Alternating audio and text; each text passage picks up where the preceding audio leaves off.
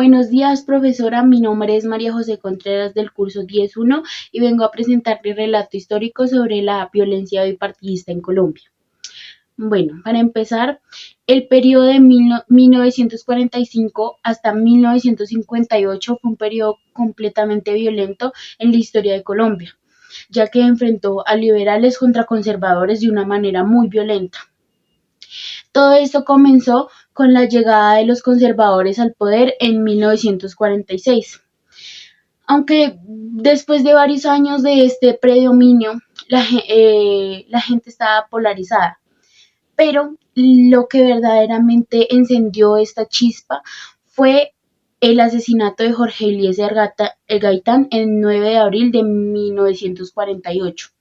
Esto encendió un estallido de furia colectivo, el cual hizo que muchas personas salieran a la calle, haciendo que la mitad de la ciudad quedara completamente destruida, ya que muchos veían en este líder liberal una fuente de esperanza. A este estallido de furia se le denominó el Bogotazo. Este conflicto pasó de ser político a volverse un conflicto social. Este conflicto se extendió rápidamente por diferentes regiones del país, haciendo que los campos se llenaran de sangre, creando conflictos entre campesinos liberales y campesinos conservadores. Estos mismos se armaron en grupos llamados pájaros, financiados por partidos conservadores. Los pájaros persiguieron y asesinaron a los liberales en diferentes zonas rurales. Y para defenderse, las guerrillas liberales respondieron con más violencia incluso. Detrás de todo este conflicto había algo más que una ideología política, ya que también había problemas sociales como la falta de tierras, la pobreza, el abandono estatal. Convirtió la violencia en un conflicto aún más complejo. Los gobiernos aún así estaban en medio de esta crisis e intentaban mantener la paz.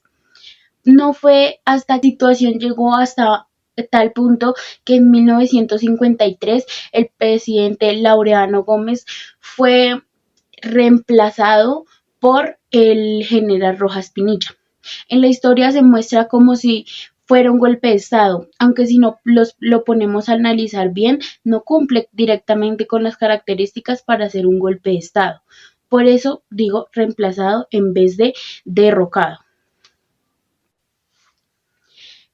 La llegada al poder de Rojas Pinilla muchos lo dieron como una esperanza de paz, ya que ofreció a las guerrillas liberales una amnistía y pues muchos campesinos sí entregaron sus armas y hubo como un alto al fuego durante un tiempo.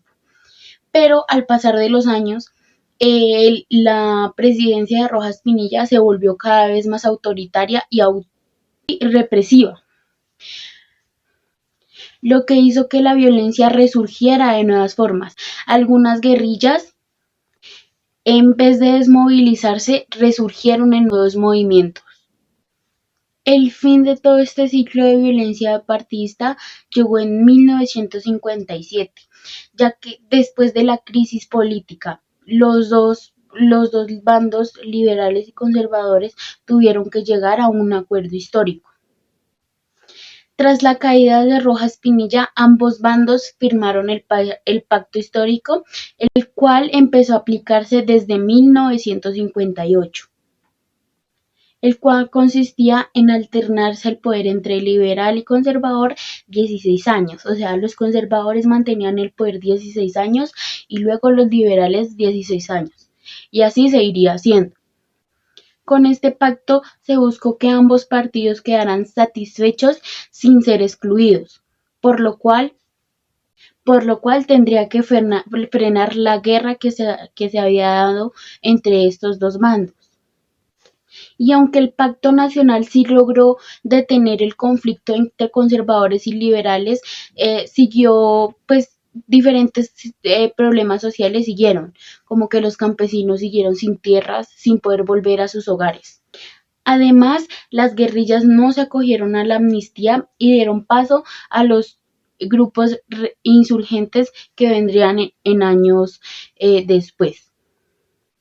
Así que Colombia entre 1945 y 1958 enfrentó un periodo muy doloroso que dejó miles y miles de personas sin hogar por los desplazamientos y miles y millones de muertes.